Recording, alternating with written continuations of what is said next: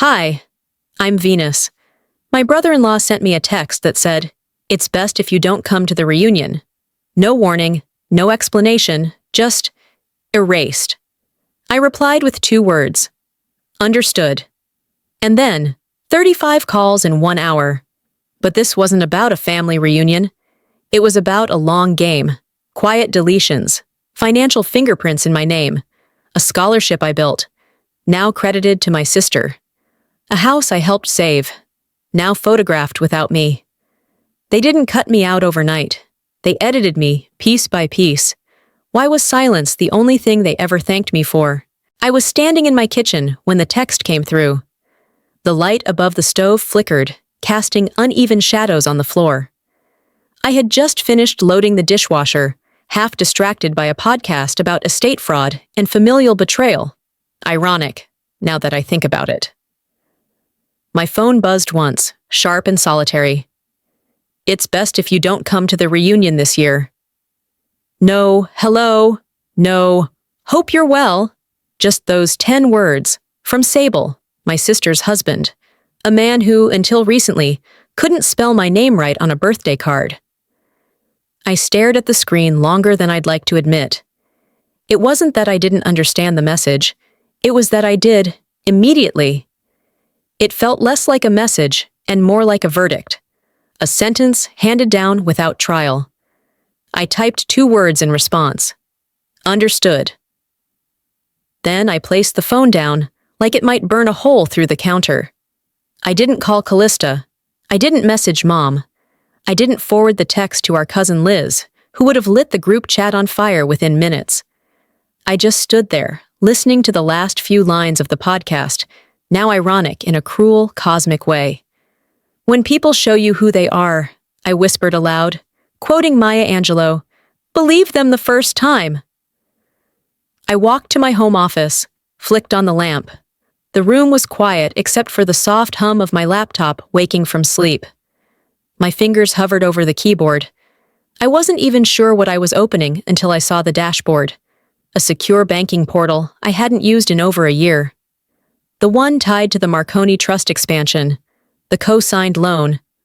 I stared at the account title, Venus Marconi, Secondary Guarantor. Funny. All this time, I had thought I was just the helpful younger sister, not a walking line of credit. My family didn't beg me to sign the paperwork back then. They didn't have to. Dad gave me that look, the one that said, "We need you, don't ask questions." So I didn't. Because I believed stepping up was how we earned our place. But lately, I had the gnawing feeling that my place was only secure as long as I stayed silent. I closed the laptop and leaned back, letting the chair creak beneath me. It was an ordinary night, but I knew something had shifted. Not just outside, but inside me. The kind of shift that doesn't make noise, but rearranges everything you thought was solid. I walked to the window, looked out at the empty street. Portland was calm tonight, but my mind was anything but. The reunion was supposed to be in Napa next week. Classy, overpriced, strategically planned by Callista to showcase the family's resurgence, the kind of event where everyone wears white linen and pretends the past never happened, where speeches are made, names are dropped, and the family business is lauded as a model of resilience. My name wouldn't be on any of those slides. I'd gotten used to that part, being invisible. For years, I'd worked behind the scenes. The budget meetings, the vendor contracts, the late-night audits no one acknowledged. But this? This was a shift, a formal removal, not a mistake, not a scheduling conflict, a decision.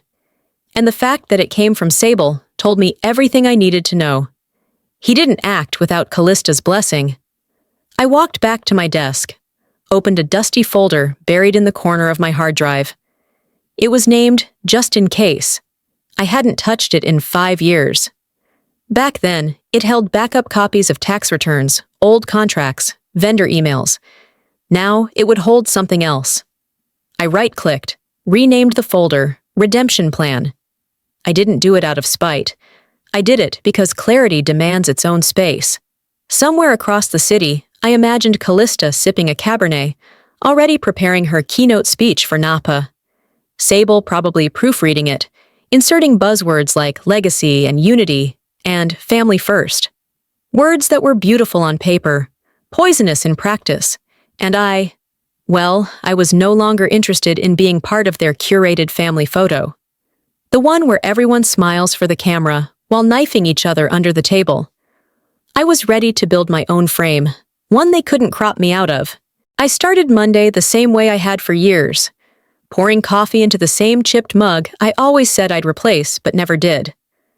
The morning light spilled through the kitchen blinds in thin, slanted stripes. I stood there, staring at the slow drip from the coffee pot, pretending this was just another start to another week. But it wasn't.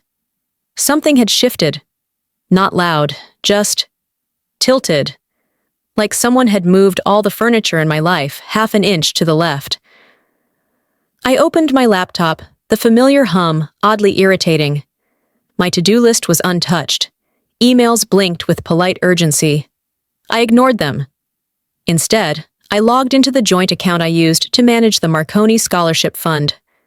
I'd promised to cover my niece Gianna's tuition installment, a quiet deal made with my sister Callista months ago. No fuss, no publicity. Just helping family. Transaction declined. I blinked. Tried again. This time, a red banner stretched across the top of the screen. Access restricted. Please contact administrator. My stomach coiled. I clicked through to the permissions dashboard. My role had been downgraded to read-only, date modified, 2 days ago. I didn't even feel shock, just something colder. Familiar almost, like déjà vu but meaner. That's when my phone buzzed. UPS notification. A delivery made to V. Marconi, except it had been dropped at the wrong address. I tapped the link, heart already tired. The box was signed for by a neighbor across the street. Mrs. Kemper, the retired widow who always mistook me for a substitute teacher instead of someone who balanced six-figure ledgers for a living. I walked over, still in slippers. She opened the door, smiling in that overly sweet way people reserve for polite confusion. "Oh, Venus, right?" she said. "Got a box here that didn't seem like mine. Figured it had to be yours. I'm not a Marconi." She chuckled like it was a joke. I nodded, accepted the parcel. Back in my kitchen, I opened it carefully. Inside was a white linen invitation box, the kind wedding vendors gush over in catalogs. A ribbon, faux wax seal, and gold-embossed print that read, "The Marconi Family Reunion, Celebrating Legacy." I lifted the card. My name was there, sure, spelled wrong. Vanessa Marconi. I actually laughed. A dry, breathless sound that felt more like a cough. If this had happened a year ago, I would have called Callista immediately, pointed out the error, made a joke. She would have pretended to be appalled, blamed it on a designer in Napa or an intern, then changed the subject. But now I just placed the card on the table like a piece of evidence. Because it wasn't a glitch. It was a pattern. A carefully crafted, meticulously executed erasure. I was being edited out of a legacy I had helped write. I sat down, fingers tapping the table. A memory surfaced. Me, 5 years ago, coordinating the very first reunion. Booking venues, printing agendas, even designing the RSVP website myself because Callista said, none of the freelancers got our vibe. I didn't charge them. Didn't even ask for reimbursement. I thought it was what family did. You show up. You fill in the cracks. You don't ask to be applauded for holding the walls together. But here I was now, uninvited to the house I helped build. I opened my laptop again, pulled up the UPS receipt, took screenshots of the access downgrade logs, saved them all into the folder I'd renamed 2 nights ago. Redemption Plan now had its first files. This wasn't about revenge. Not yet. It was about precision. Truth, kept clean and organized. I made tea, stared out the window while it steeped. 5 days until the reunion. I imagined Callista on a conference call with caterers, Sable micromanaging wine pairings. Both of them living in a curated version of family, one I no longer recognized. Another ping. I glanced at my phone. A calendar alert. Final Planning Committee Zoom, today, 6 p.m. It was from the family's shared event platform. My name wasn't listed on the invite, but I remembered the original thread, buried in my inbox. Months ago, before things got quiet, I had been included in one of the early calls. I scrolled back, found the link. Still active. I stared at it for a long time. Then I whispered to myself, I won't attend, but I will listen. I clicked the link a few minutes before 6, fingers hovering over the mouse like they might catch fire. The screen blinked to life, revealing the familiar tiled layout of a Zoom meeting. No one noticed my presence. I hadn't logged in under my name, just a nondescript guest link from months ago, buried in a forgotten email thread. A ghost among the living. There they were, Callista, Sable, Uncle Leo, Aunt Noreen, and a couple of my second cousins I hadn't spoken to since Dad's retirement party. Their faces flickered on screen, brightly lit with ring lights and curated backgrounds. Callista's was a bookcase filled with biographies she'd never read. Sable's a fake home office green screen that glitched every time he moved too fast. They talked logistics, florals, napkin patterns. Do we want rustic or coastal theme? Callista asked, tilting her head with faux humility. Sable chimed in. Let's keep it timeless. We're selling tradition here, not a Pinterest board. Not a single person asked where I was. Not one. 10 minutes in, Callista leaned closer to her webcam and said something that tightened every muscle in my shoulders. We've streamlined the family operations now. No loose ends, no complications. Loose ends. I wasn't absent. I was discarded. I opened a spreadsheet on my screen, the project timeline for the first Marconi reunion we ever held. 5 years ago. I'd built that document. My initials were all over it. Payment tracking, contracts, contingency plans. I had signed the lease for the original event space myself because Callista's credit card got flagged for suspicious charges that week. Back then, it was a team effort. I toggled over to the latest version they were reviewing on screen. It was sleeker, glossy with branding. No trace of my name. It was like watching someone scrub you out of your own life. After the call ended, I just sat there. The room was too quiet. I hated that I could still hear Sable's voice echoing in my ears. Legacy isn't just what you inherit. It's what you preserve. Sure, Sable. Easy to say when you're preserving someone else's work with your own name slapped on top. That evening, I got the family event newsletter. It was formatted like a magazine cover, celebrating the Marconi spirit. A collage of photos filled the top half. In the center, a banner image from our last reunion. Everyone dressed in navy and cream, smiling under string lights in the backyard. I remembered the photo being taken.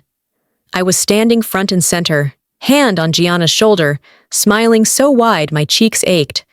But in the newsletter version, I was gone, cropped out. My hand was still there, barely visible behind someone else's waist. Like a glitch. Like a mistake they didn't notice, or didn't care to fix. I stood up and walked down the hallway, heart thudding. In the entryway, I had the original print framed, still hanging near the coat rack. I stared at it, comparing. It was unmistakable. Not an oversight. A choice. If you erase someone long enough, I whispered to the stillness, they start questioning if they were ever there. I didn't cry. That part of me had folded quietly months ago. I walked back to my office and opened the redemption plan folder. For the first time, I wasn't just dumping files. I was organizing them, creating subfolders, Photoshop fail, vanishing credits, silent cuts, receipts, emails, screenshots, financial logs. I wasn't hoarding, I was archiving. I used to think being needed was love, that when people asked you to fix things quietly, it meant they trusted you. I now understood that it often just meant they wanted you close enough to clean the mess, but far enough to take no credit. Before heading to bed, I scanned the event's RSVP list, sent to sponsors, vendors, even the press. My name wasn't just absent, it was replaced. Anonymous donor, V. Marconi. I leaned back in my chair, blinking at the screen. They didn't just remove me. They were using my money, while pretending I didn't exist. By the time I left the bank that afternoon, the sky had dimmed to the color of unspoken things. Portland traffic moved slow and quiet, like everyone was carrying something they weren't ready to talk about.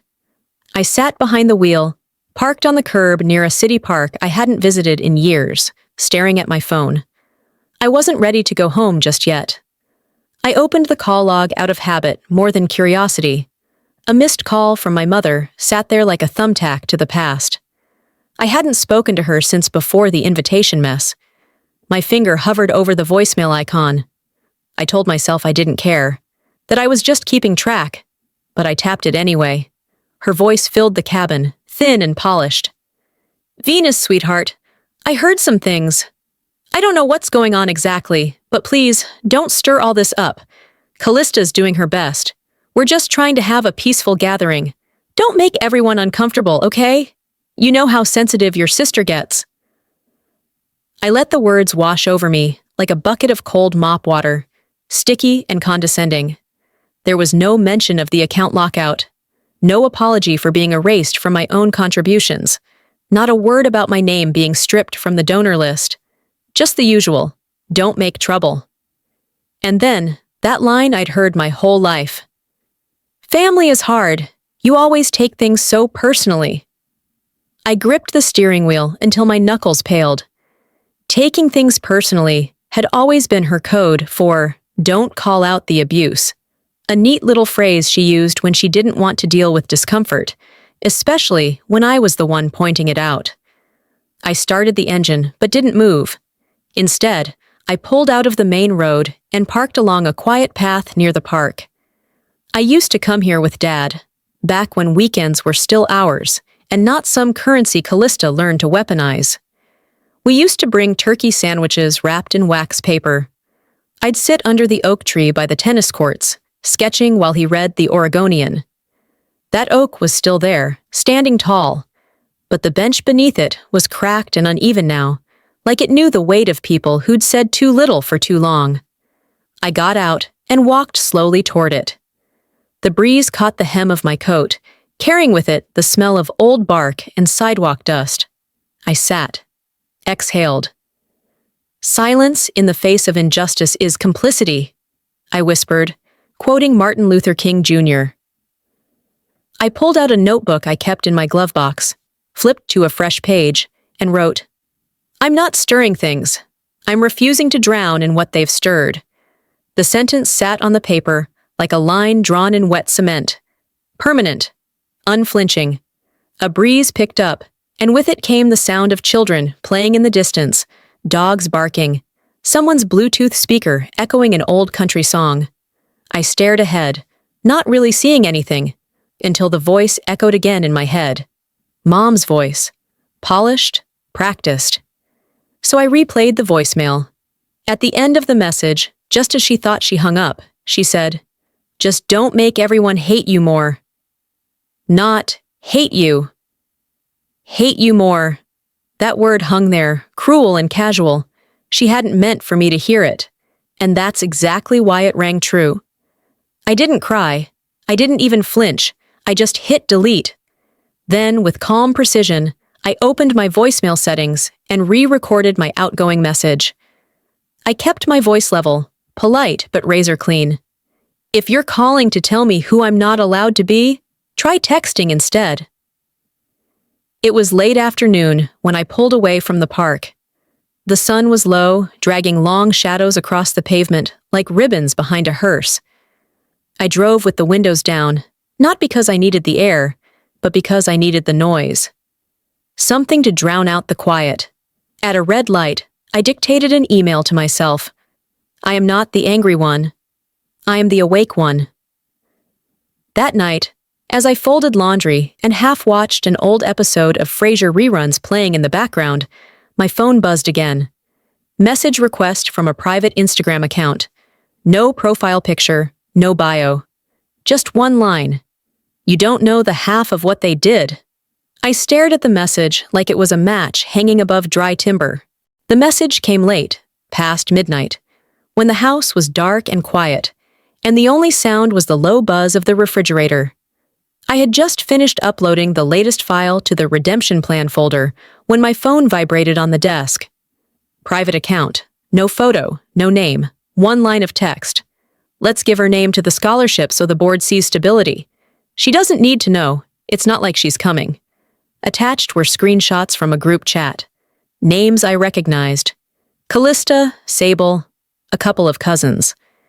The casual tone of it made my chest tighten, like I was an item on a shelf they'd quietly repurposed. Not a person, not family, just branding. I clicked the link to the Family Foundation site and found the page for the Marconi Women's Scholarship. I'd built it 3 years ago from scratch, funded it with the last bonus from my consulting firm after declining a corporate role in Chicago to stay close to the family. I remembered sitting at the kitchen table, drafting the mission statement with tears in my eyes. Now it read, "Founded by Callista Moretti in honor of her vision for future women in business." I didn't even blink. That was the part that scared me. I didn't feel rage. I felt calculated. There's a particular kind of anger that doesn't roar. It chills, because it knows what's next. By late morning, I was cleaning up my office when Gianna accidentally FaceTimed me from Callista's phone. I hesitated, unsure whether to answer. The screen blinked, and suddenly her face filled the frame, smiling, unaware. She must have tapped it by mistake. I was about to hang up when I heard her say, "That's my aunt, the dramatic one. Nobody really likes her, but she thinks everything's about her." She didn't say it to be cruel. She said it the way kids repeat what they've been told, without weight, without guilt. I didn't end the call. I just stared as the image froze, then dropped. It wasn't the insult that hurt. It was the realization that silence wasn't noble. It was permission. I'd spent years trying not to make noise, to keep the peace, to be the bigger person, and now the next generation thought I was irrelevant, dramatic, disposable. "When you don't defend your name," I whispered, "they hand it over to someone louder." I sat down and opened my email, drafted a new message. Subject, correction request, founding records for Marconi Women's Scholarship. I attached the original endowment letter with my signature and the bank confirmation from 3 years ago. No threats, no all caps, just the truth. "This isn't a threat," I wrote. "It's a return to the truth." I saved the draft. I didn't send it, not yet, but it felt like a door had clicked shut behind me, and not the kind you reopen with a knock. By evening, I was microwaving leftovers when PayPal pinged. "You've authorized a payment of $4,750 to Silvergate Events." I hadn't. Not recently, anyway. I opened the invoice. There it was. Billing name, V. Marconi. Same amount we had budgeted for the reunion venue. Date, processed this morning, anonymous donor. My chest didn't tighten. My breath didn't hitch. I just stared at the screen, then walked calmly back to my desk. Opened the folder, saved the invoice. They thought I wouldn't notice. They thought I would never speak. They were wrong. By the next morning, I had slept less than 3 hours. Not from anxiety, I'd long passed that stage, but from clarity. The kind that doesn't leave room for dreams. I sat at my desk with a second cup of coffee growing cold beside me, a spreadsheet open across 2 monitors, and a yellow legal pad full of scribbles I couldn't ignore anymore. They hadn't just crossed a line. They had painted over it with my signature.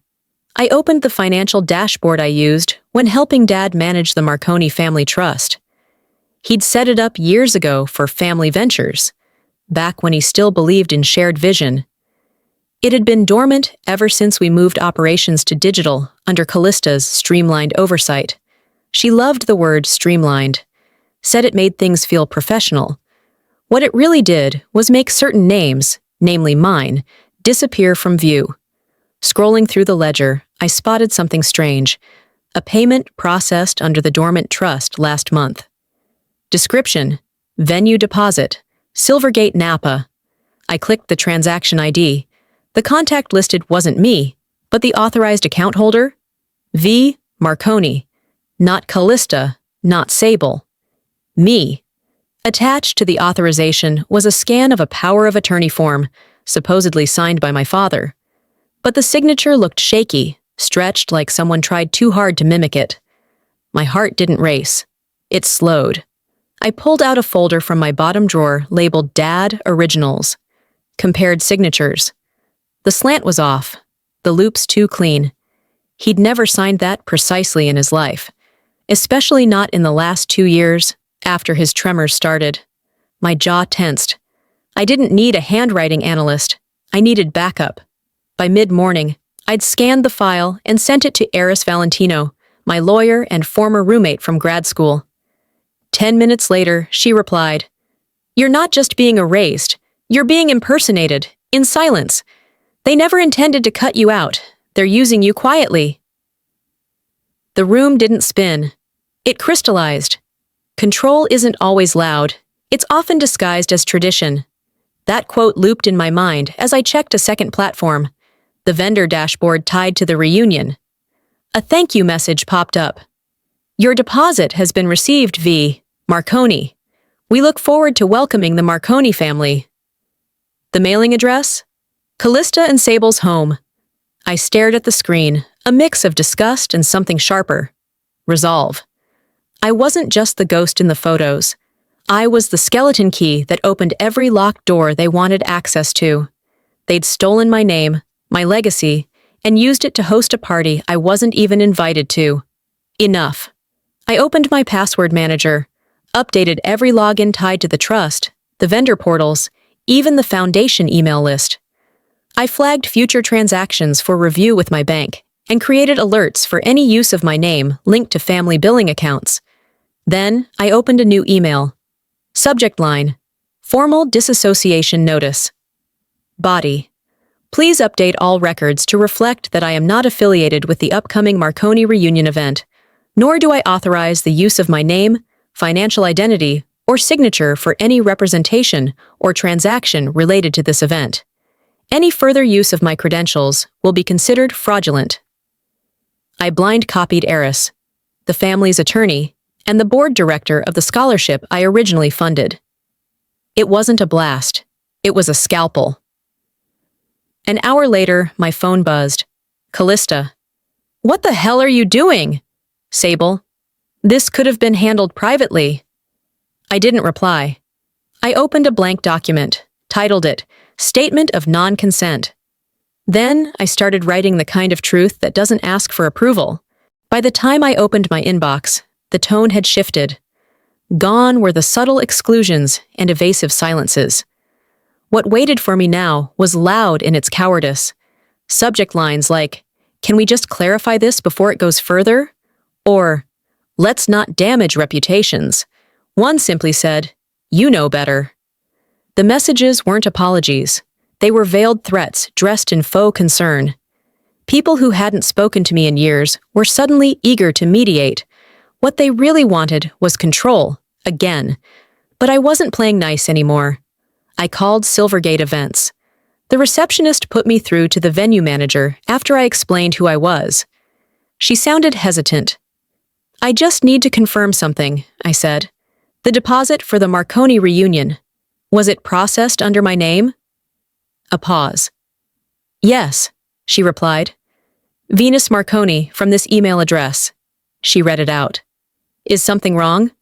"That email doesn't belong to me," I said evenly. "Please send me the original authorization documents."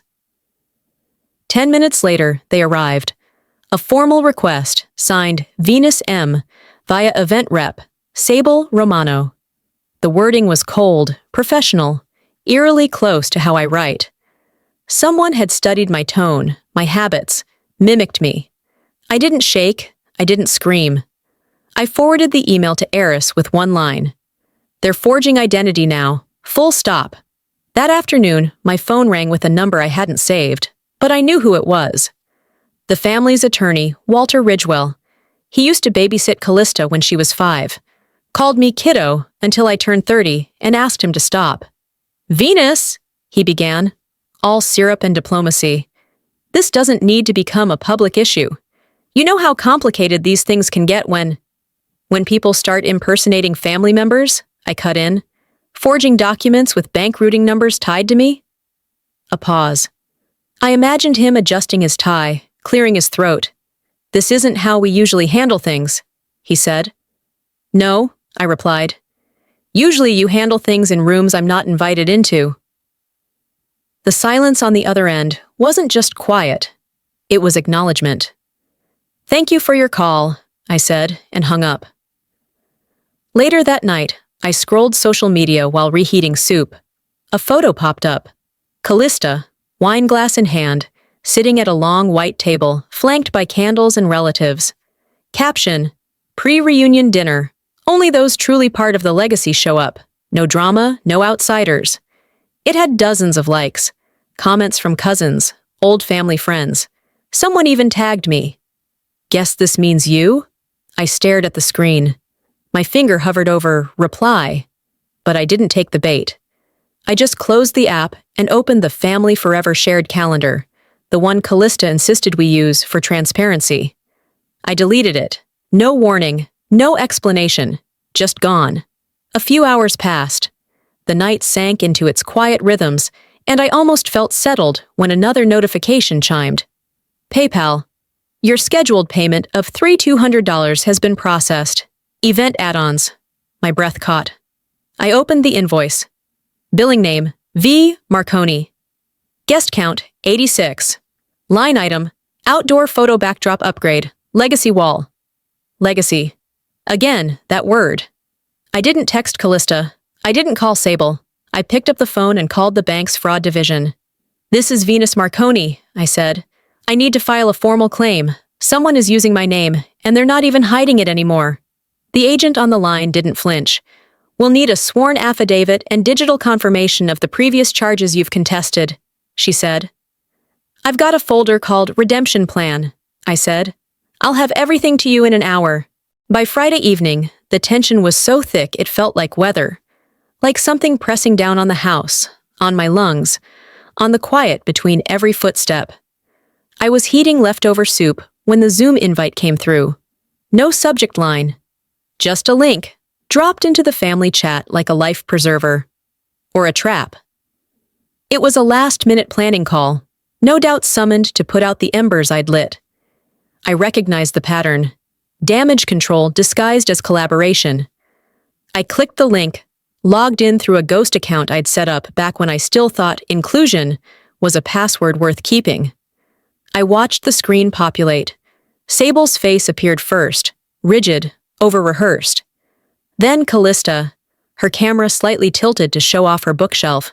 She was wearing her favorite cream blazer, the one she always chose for things she wanted control over. Let's just agree none of this needs to be official, Sable said, barely 3 minutes into the meeting. Callista followed with a practiced nod. We're family. Nobody here is suing anybody. I unmuted. Then why is my name on a contract I never signed? There was a full second of silence, the kind of silence that slaps harder than any insult. Then gasps. Small ones, but they scattered across the call like beads from a broken necklace. My name appeared on the participant list. Not a ghost this time, front and center. Venus, Callista stammered. We didn't know you were... You did, I said calmly. You knew. You just hoped I'd stay quiet long enough to keep benefiting from it.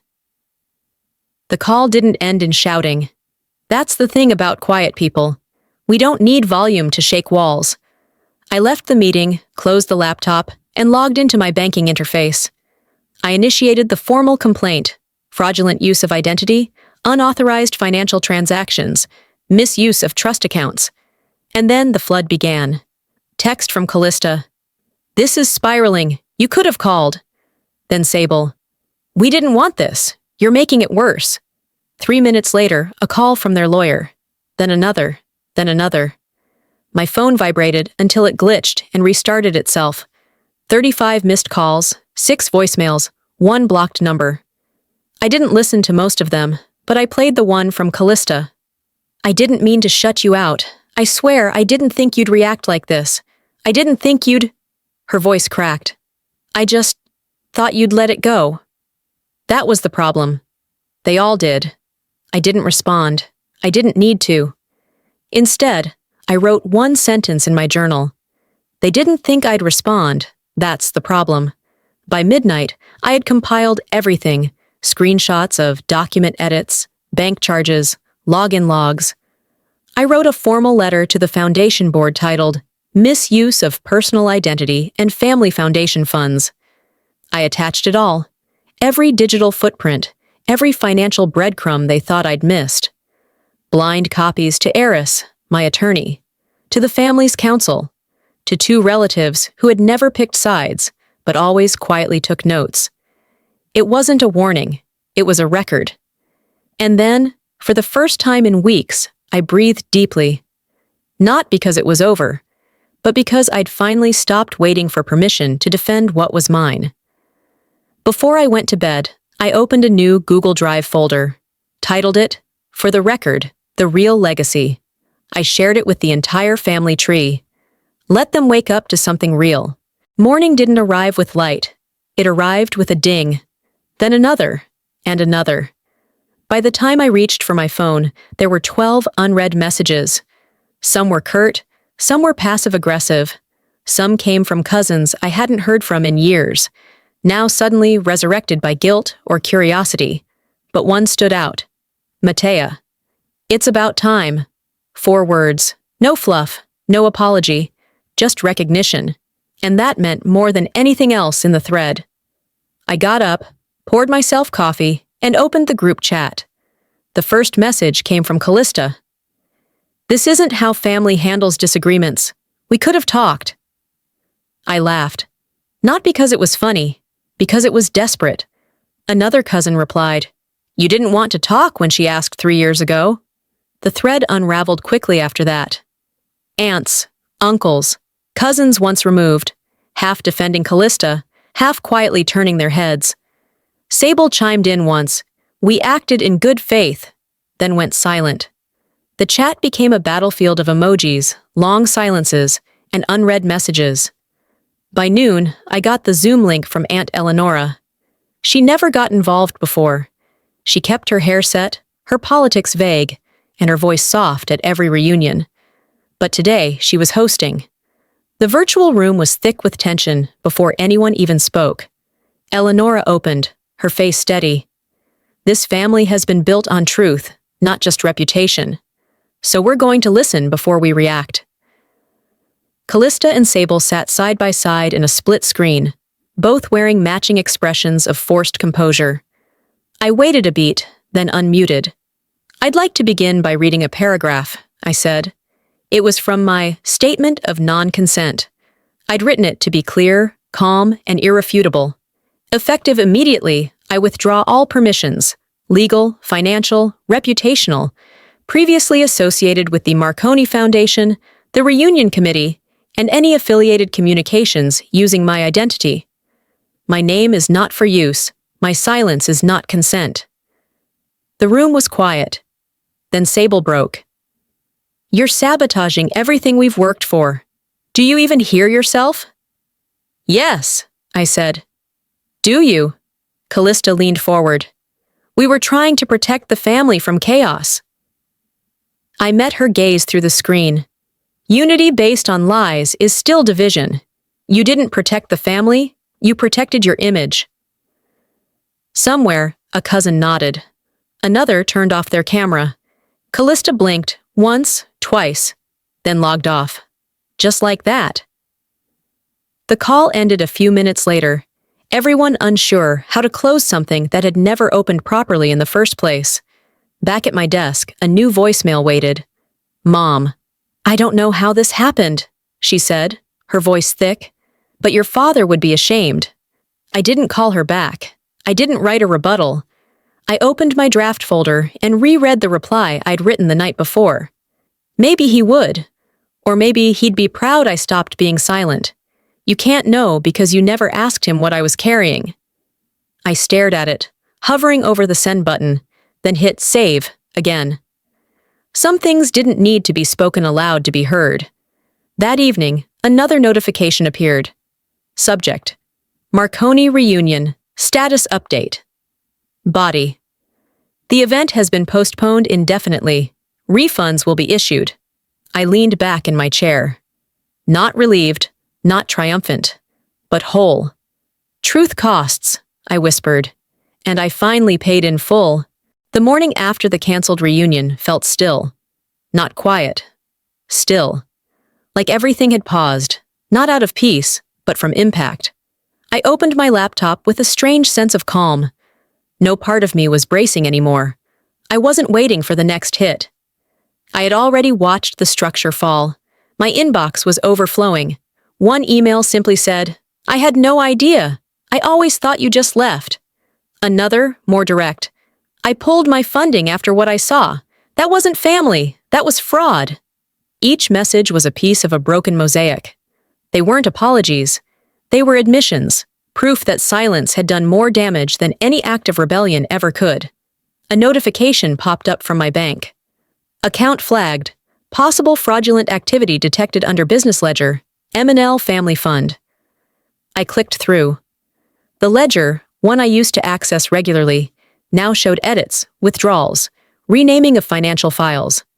Within minutes, Sable's name vanished from the shared dashboard.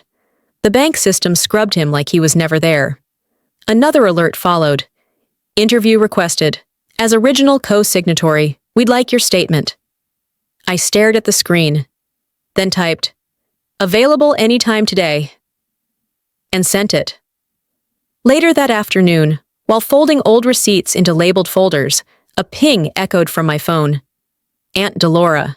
She had never taken sides, never raised her voice, always hovered in the neutral zone, a safe island at chaotic family dinners. The message was short. "Found this. Thought you should have it."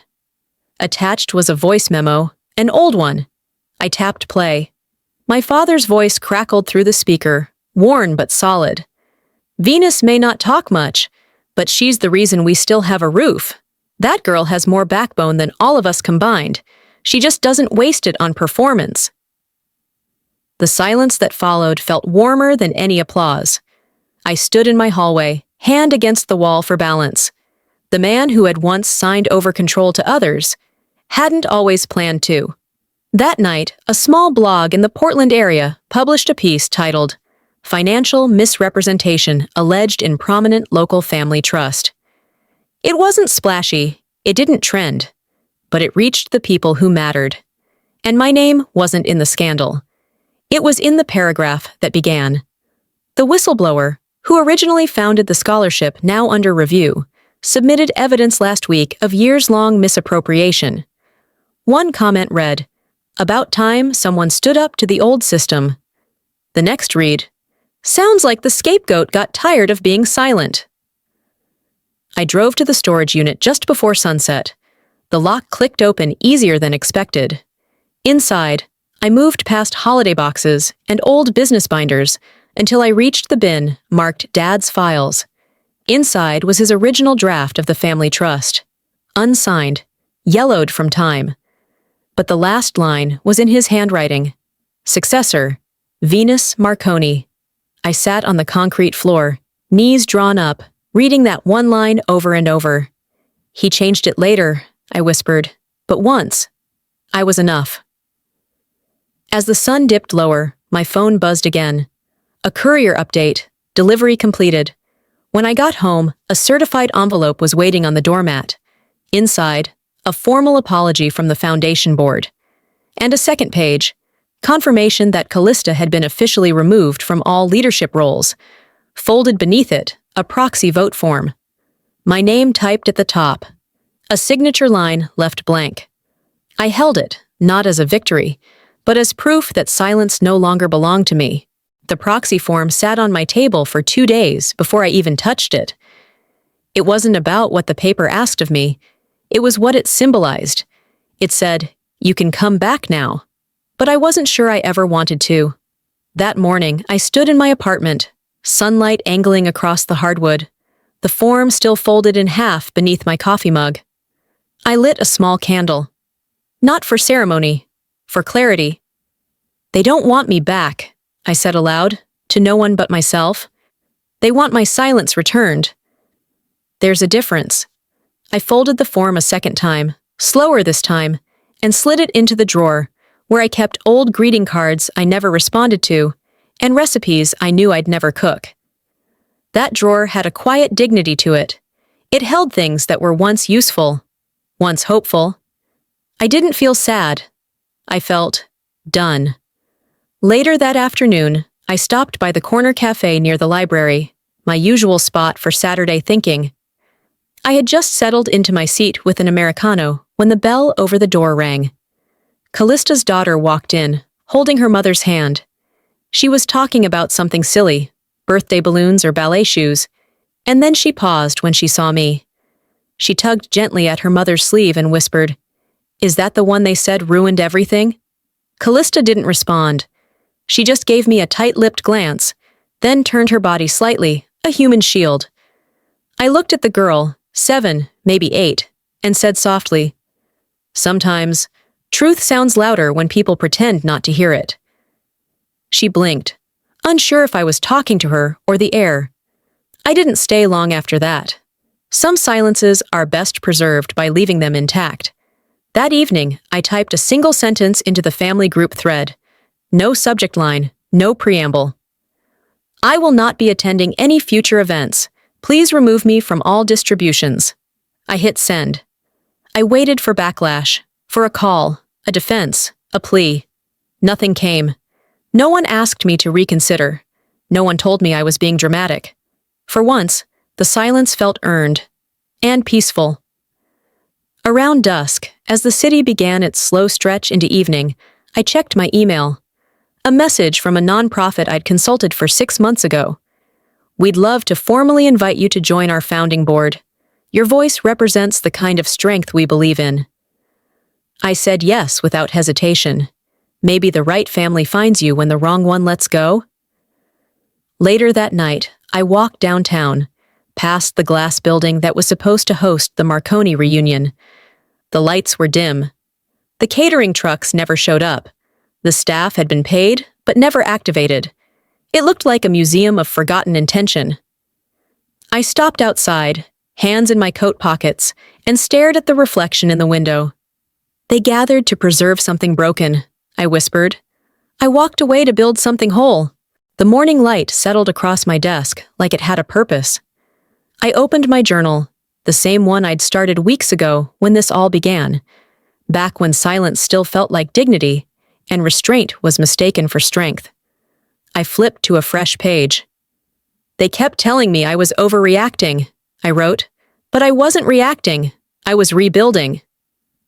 My phone buzzed. I ignored it. In a few hours, I'd be standing on stage at a women's entrepreneurship conference in Seattle, not as a guest, as the keynote speaker. When they first invited me, I almost declined. The idea of being the example made my skin itch, but something shifted after I sent the final documents. After the reunion crumbled, after Callista's title was revoked, after the proxy form landed in my mailbox like a white flag dipped in ink, I still hadn't signed it. I didn't need to. The conference hall was warm, humming with quiet energy. Women lined the back wall, notebooks in hand, coffees cooling under their chairs. I stepped up to the podium in flats. No blazer, no script. Instead, I played a video clip, short, under 60 seconds. It ended with one line on a black screen. "If I was truly so difficult, why did they need me so much?" The room stood. The video went online that night. Within 2 days, it hit over 300,000 views. Comments poured in. "She didn't burn the bridge. She rewired the power grid. This is what reclamation looks like." And one that stopped me. I didn't know I was allowed to say no until she did. Back in Portland, I got one final email from Callista. "You proved your point. Happy now?" I stared at it. Breathed once, replied simply, "You don't get to ask that anymore. You lost the privilege of my silence." Then I hit archive. The next morning, I visited the building I once helped fund. I hadn't walked those steps in over a year. At the base of the front entrance, carved into bronze, was my name. Still there. I took a photo, no caption, just posted it. My followers knew, the ones who mattered Always did. That afternoon, I signed the charter papers for a new nonprofit, the Redemption Fund for Women Displaced by Family Control. The board was 100% women. No legacy clauses. No last names that earned you a seat. Only merit. Only voice. I was named founding chair. I didn't feel victorious. I felt steady. That night, I made dinner without checking my phone.